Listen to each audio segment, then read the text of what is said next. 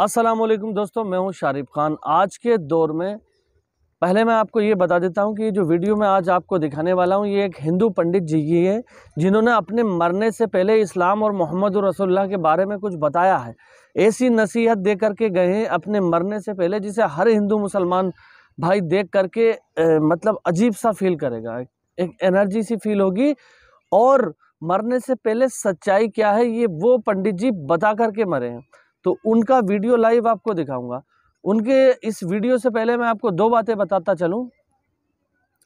जिंदगी की हकीकत इंसान के मरने से चंद लम्हात पहले उसको पता लग जाती है। मतलब जब इंसान की मौत आती है तो उससे पहले उसकी जो आंखें होती हैं ना, वो सारे मंजर देखती हैं, कि क्योंकि अल्लाह ताला ने ये फरमाया है कि मौत से पहले मैं उसके आंखों के पर्दे हटा लेता हूँ, है ना, कुछ लम्हात पहले। तो उसको दुनिया की हर शे हर मखलूक दिखाई देती है, और असलियत क्या है ये चीज़ उसको दिखाई देती है। जिन्नातों की हो या इंसानों की हो, अल्लाह ने ये दो ही मखलूकें पैदा की हैं। इन दोनों मखलूकों को मौत दी है और मौत से पहले सारा मंजर दिखाया है। तो चलिए शुरू करते हैं वीडियो।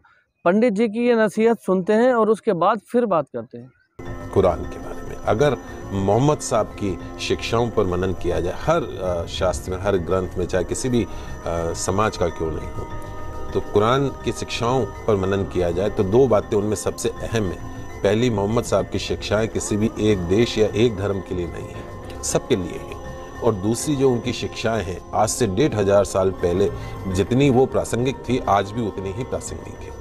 जीवन का कोई पहलू ऐसा नहीं जिसे बेहतर बनाने, अच्छाई को स्वीकार करने के लिए मोहम्मद साहब ने कोई संदेश न दिया हो कुरान में। उनकी बातें इंसानों को सच की राह दिखाती है। अर्थशास्त्र भले ही ब्याज को मूलधन का किराया, शुल्क या कुछ और माने, लेकिन एक इस्लाम धर्म ऐसा है जिसमें ब्याज को ममनू माना गया, अनुचित माना गया है ब्याज को। इस्लाम के मुताबिक ब्याज एक ऐसी व्यवस्था है जो अमीर को और अमीर बनाती है और गरीब को और गरीब बनाती है। 10% पे लोग ब्याज पे पैसा लेते हैं। शोषण का एक जरिया है। पवित्र कुरान में स्पष्ट रूप से ब्याज को वर्जित माना गया है। इंसानों के लिए कहा गया कि ईमान वालों, 2 गुना और 4 गुना करके ब्याज मत खाया करो, मालिक से डरो। ब्याज खाने से बरकत खत्म हो जाती है, ब्याज की कमाई से बरकत खत्म होती है। इंसान के द्वारा किए गए पुण्य भी ब्याज की कमाई से खत्म हो जाते हैं। ध्यान रखें, ब्याज धन को कम करता है, लेकिन दान पुण्य से धन कभी भी कम नहीं होता है। तो जो लोग ब्याज हासिल करने का निश्चय कर चुके हैं और उसके लिए बहाने बनाते हैं, तो यह एक शैतानी धोखा है। जो लोग ब्याज लेने को सही कारोबार साबित करने की कोशिश करते हैं, घर बैठे रहेंगे, ब्याज पे पैसा खाएंगे, और लोगों को भी यकीन दिलाते हैं कि ब्याज लेना उचित है, तो ऐसे लोग भी इसी प्रकार के शैतानी धोखे के शिकार होते हैं। जो लोग ब्याज खाते हैं उनके बारे में कहा गया है कि वे कयामत के दिन खड़े नहीं हो सकते, उसी तरीके से जैसे किसी को शैतान ने छूकर पागल कर दिया हो। यह इसलिए क्योंकि वे कहा करते थे कि व्यापार भी तो ब्याज के समान ही है। अपनी बात को सही ठहराना। कुरान में व्यापार को वेद माना गया, लेकिन ब्याज को पूरी तरीके से अवैध। कुरान में संदेश दिया गया है कि जो लोग इस हिदायत के बाद ब्याज लेना बंद कर देंगे, उनका जो मामला है वो हुजूर को सुपुर्द है। लेकिन तमाम जानकारी के बावजूद जो नहीं संभलेंगे, जिन्होंने ब्याज लेना जारी रखा, उसके लिए आगे नारकीय जीवन है और उसकी कोई मुक्ति नहीं है। तो मालिक से डरिए और जो कुछ भी ब्याज में शेष रह गया हो उसे छोड़ दीजिए।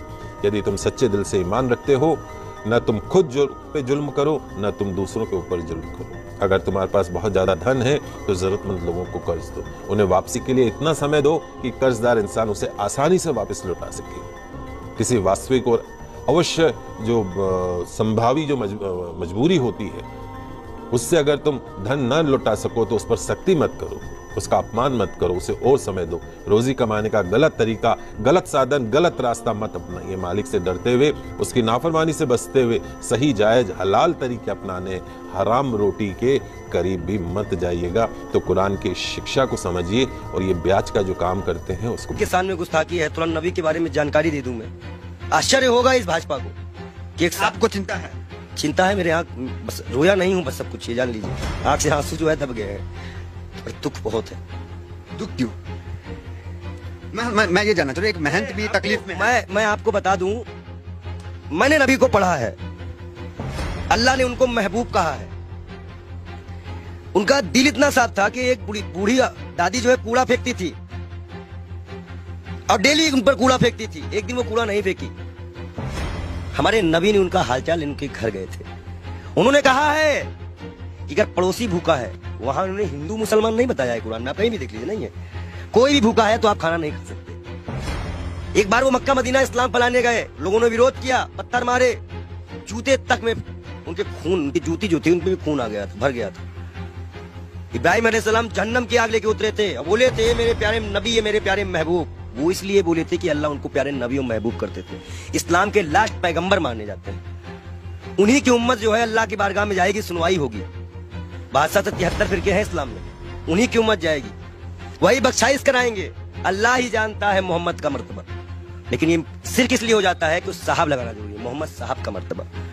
वो कोई एक सिंगल नाम भी उनका कोई नहीं लेता है तो दुख हो जाता है। नबी को जानते हैं, ये नबी के बारे में और सुनिए। वो एक दिन गुजर रहे थे, शराब कोई बहुत इस्लाम में बहुत पुराने से हराम नहीं थी। शराब यहाँ हराम की गई, उनके उम्मत में हराम की गई, उनके सामने हराम की गई, उन्होंने हराम की। उन्हें मुसलमानों को हिदायत दी कि हर वो नशा हराम है तो इस्लाम में तुम्हारा पैर डगमगा दे। उन्होंने नशा भी हराम कराया था। क्या उनकी ये बातें नहीं दिल में छूती है? अच्छाई कहीं भी हो, बटोरना तो वैसा का काम है। हम तो फकीर हैं, 12 करोड़ की गाड़ी में चलने वाले फकीर नहीं है, एक नंगे दुलंगे फकीर है। तो देखा दोस्तों, पंडित जी की इस बात से मैं बहुत ही ज़्यादा एग्री करता हूँ कि ना तो ब्याज पे पैसा लो और ना ही दो, लेकिन हिंदुस्तान का माहौल कुछ इस जैसा है, क्योंकि हम सारे ही लोग यहाँ के सिस्टम से सबसे जुड़कर रहना मजबूरी होती है। जो गरीब लोग होते हैं, अमीर लोग तो कुछ भी कर सकते हैं, लेकिन हमारे जैसे मिडिल क्लास फैमिली से बिलोंग करने वाले लोगों को लोन लेना भी पड़ता है बैंकों से। तो जो बैंक से हम कृषि लोन लेते हैं, अपने ज़मीनों पे लोन लेते हैं, ये भी ब्याज पे होता है, और गोल्ड लोन चलते हैं वो भी ब्याज पे होते हैं। तो एक पूरे सिस्टम के अंदर हम उलझे हुए हैं। तो ये हमारी मजबूरी है कि हम लोन लेते हैं। लेकिन जनाब मोहम्मद रसूलुल्लाह सल्लल्लाहु ताला अलैहि वसल्लम ने फरमाया है कि ब्याज का काम करना इंसान के लिए बहुत ही ज़्यादा ख़तरनाक है। ईमान वाला मुसलमान भाई अगर कोई ब्याज का काम करता है तो उसकी सेहत अल्लाह छीन लेगा, उसके घर में बीमारियां देगा, बरज़ख की ज़िंदगी बहुत ख़तरनाक होगी, और उसके साथ साथ जहन्नम का ठिकाना है। बाकी अल्लाह अपनी रहमत से चाहे तो कोई भी गुनाह माफ़ कर सकता है, लेकिन अल्लाह का फरमान ये है कि ब्याज ये का बहुत ही ख़तरनाक और बहुत ही ज़्यादा बुरा हश्र होने वाला है। तो इंशाअल्लाह ताला उम्मीद करता हूँ कि आपको ये वीडियो पसंद आई होगी। वीडियो पसंद आई हो तो मेरे चैनल को सब्सक्राइब करके बेल आइकन पर ऑल का बटन सेलेक्ट कर देना। इंशाअल्लाह फिर मिलूँगा एक नई वीडियो के साथ, और वीडियो को लाइक करके जाना, ठीक है। खुदा हाफिज़।